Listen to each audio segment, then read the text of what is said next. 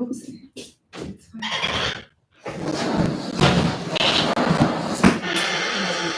Oops.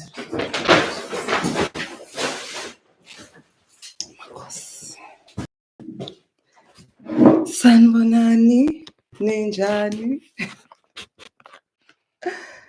Hello and welcome to this evening's reading for our new moon in Leo. Mina Makhosi Nomabutho, and this is Sangoma Society, where we demystify the astral and the ancestral. And this is our reading for this upcoming new moon in Leo on the 24th of July 2025.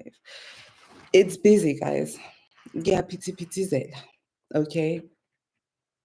Ukuphithizela kona kuyaphithizela. Yo!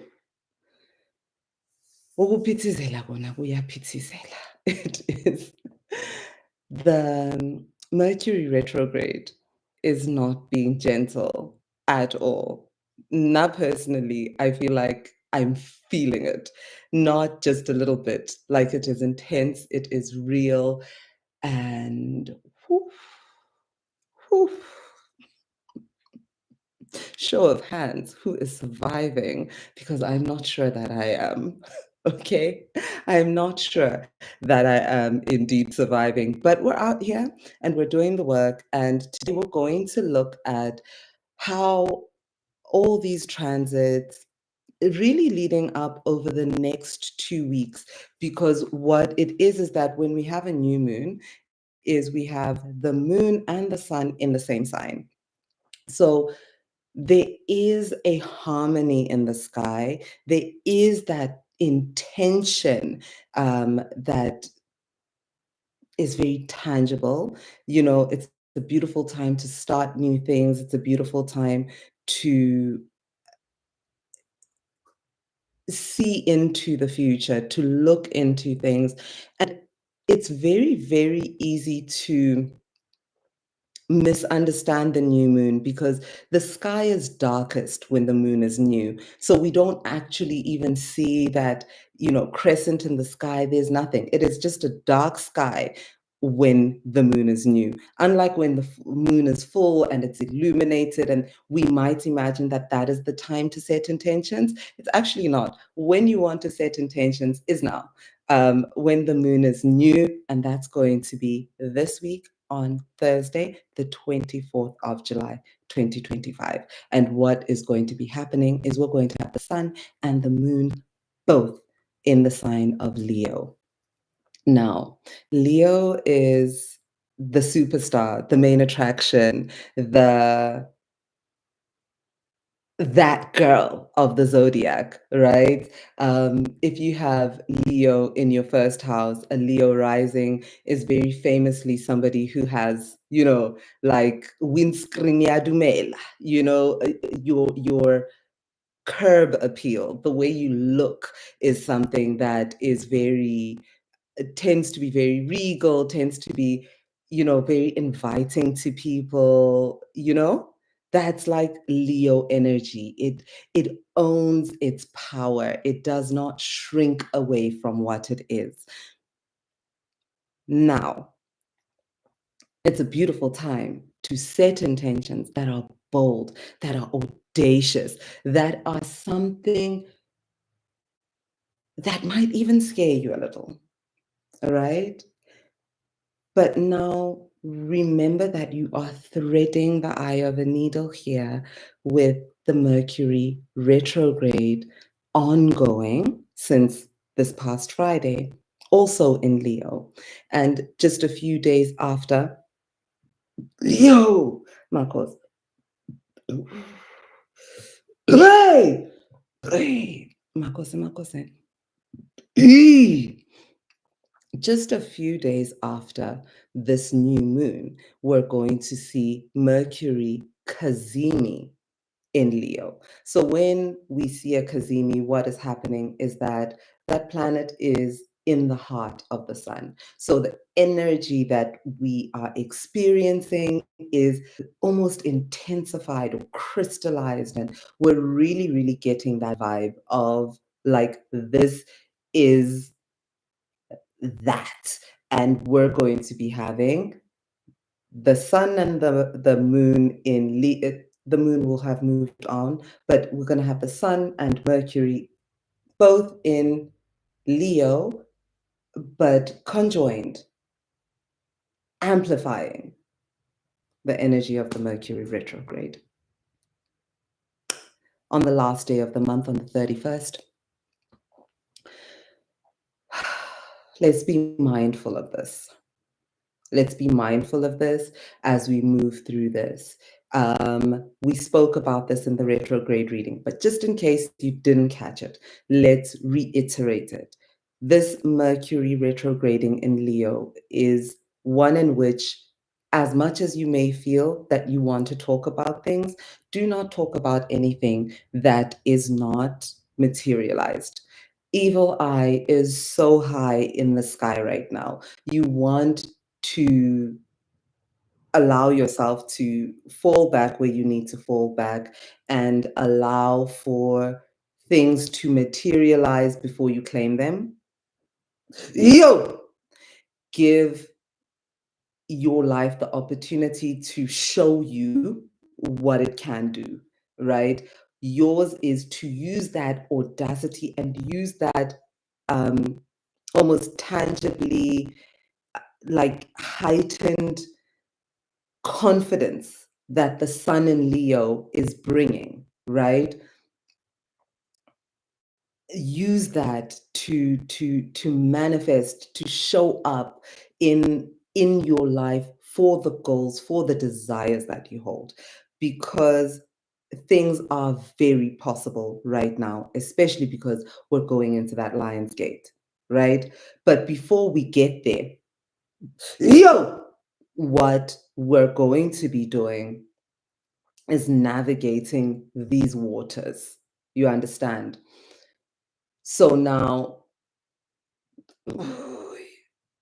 yo, Makhosi, Makhosi.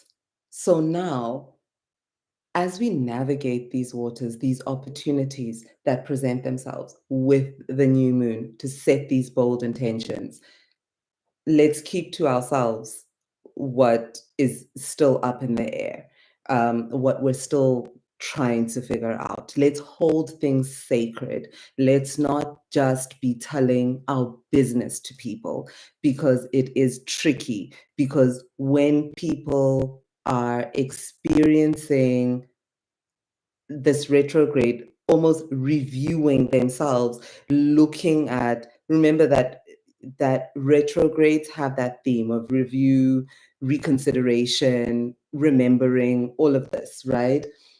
So when someone who perhaps isn't doing the work, isn't conscious of the passing transits and how they affect us, sometimes when a person is in that position and they're looking outward, um, they're not going to be very happy, for somebody else. And I mean, sikhuluma ngezinto zobungoma lana, we do speak about, matters of spirituality. And the reality is that the evil eye is a real thing. So not shrink yourself. This is not that. If there is something to be celebrated, celebrate it.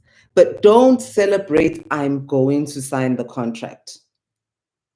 You'll end up not signing the contract because that weather outside is what it is.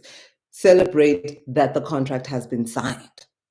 You understand? And don't let that be made smaller than what it is. Let things be what they are, right? Do not be afraid in that way. Now, this is where we are on the 31st of July, right? Kazimi, Mercury in Leo, with the sun in Leo. Then, when we actually enter the Lion's Gate on the 8th of August, it is tense times. I have been saying for a really long time that what is happening today and the influence of the next few days, Virgo conjoining the South, Mars conjoining the South node in Virgo, which means the things that we look back on, the things that are foundational to us under the effect of Virgo, the Virgin, but not just the Virgin, the record keeper, the also Mercurial, right, ruled by Mercury, which is currently retrograde, which is again review, right, and Mars, action, tangible action that brings measurable results, right? So this moment is asking us to get our house in order because Mars is going to leave Virgo. Mars is a very fast moving planet. We call this a personal planet. So the planets that we're seeing a lot of action with at the moment, the moon, the sun, Mercury, Mars. These are all very personal planets. These are the planets we see movement in frequently. They move through the signs the fastest, right? Then there's those other planets that are more generational planets that move through slower. And we'll come to those because they do have some action when we hit the Lionsgate. Now, Mars is going to leave Virgo and go into Libra. Mars is not happy in Libra because Libra is a decision maker and a very slow decision maker, one that needs to weigh up a lot of different things in their considerations. And Mars is an action planet. So it is in its fall in Libra. This is not a happy placement for Mars. If you have Mars in Libra, I definitely do. That's my natal placement.